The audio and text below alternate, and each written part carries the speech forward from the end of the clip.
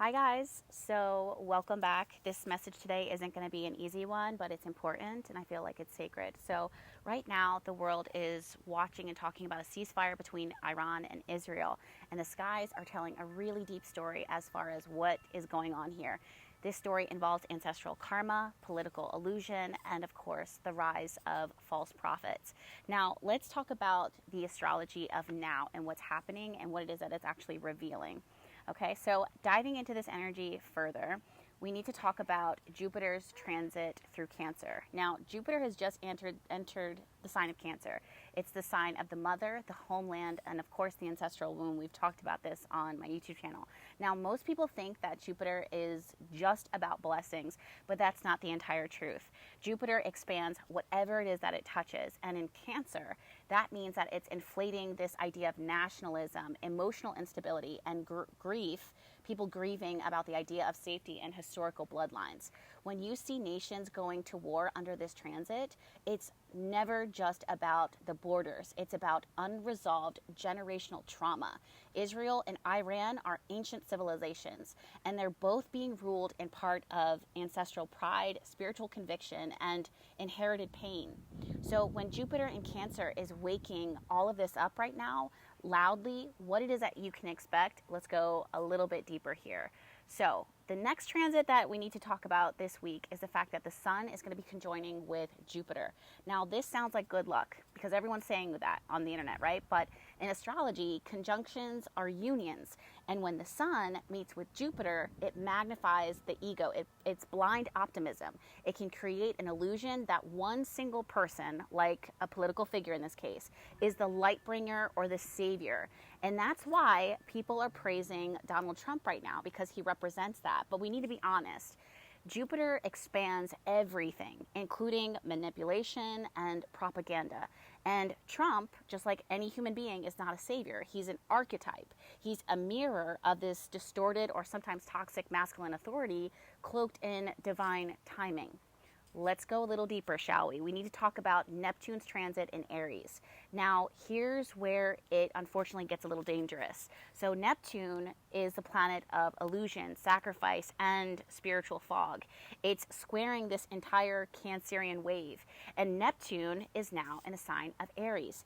Aries rules war. It rules weapons, the self. And Neptune in Aries doesn't fight clean. It uses martyrdom, righteous rage, and distorted intuition. This is why the world actually feels like it's spiraling in and out of reality.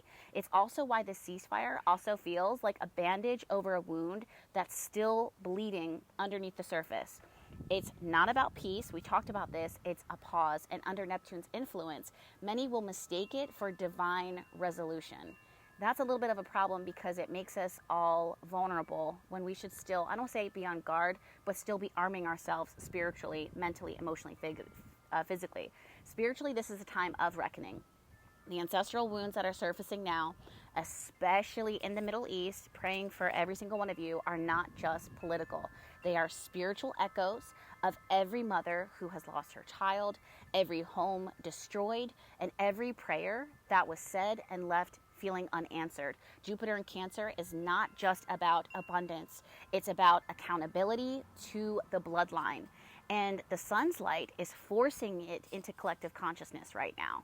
That is so important. And what happens when we confuse the light with the truth? We follow the wrong gods. We follow the wrong leaders. And if we're not careful, the astrology starts to tell us that we may talk about a war that seems like it's justified, but it's really just divine illusion. So I want to talk to you guys about how to stay grounded in all of this because I'm really big on solutions. Okay? How do you stay awake when the world is sleeping or collapsing? How do you keep your vibration high in a time of clear spiritual warfare? Number one, it's important that you do your ancestral work. Talk to your bloodline. Ask what needs to be healed through you at your altar in your prayer space. Number two, question every single truth.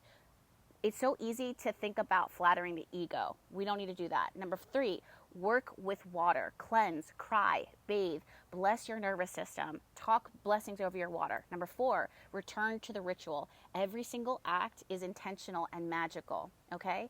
Number five, know the difference between what is real and light and what is artificial glow. Now, this is not a time to spiritually bypass. It's a time to root, to rise, and remember. So you can choose to be here now because your soul knew that this world would need your voice. And I really believe that, whether you're an adult or whether you're a baby, a tiny child, whatever.